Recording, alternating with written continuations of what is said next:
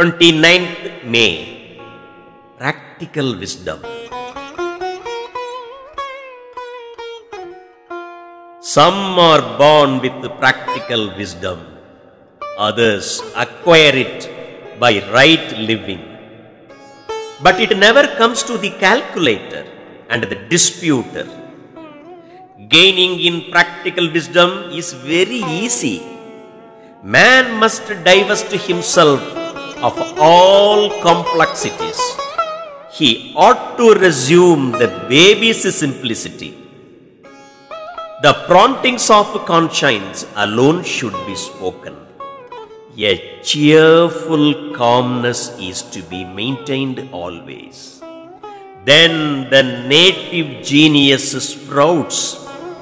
It is called practical wisdom. Those that sanctify their thought, word and deed with holiness and truthfulness evolve spontaneously in wisdom.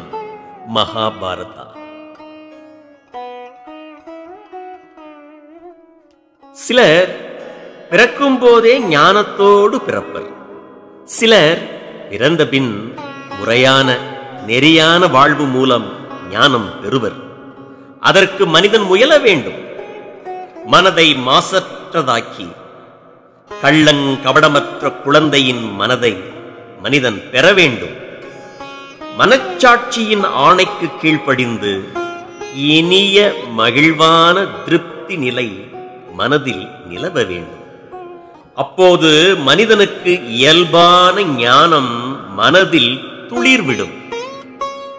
மனம், மொழி, செயலில் தூய்மையும் சத்தியமும் மிளிர்ந்தால் ஞானம் இயற்கையாகவே வெளிப்படும் எனும் மகாபாரத கருத்தை கூறி நம்மை நடைமுறை ஞானத்தை நோக்கி நடைபோட வைக்கிறார் ஸ்ரீமத் சுவாமி சித் பவானந்தர். जय श्री गुरु महाराज की जय.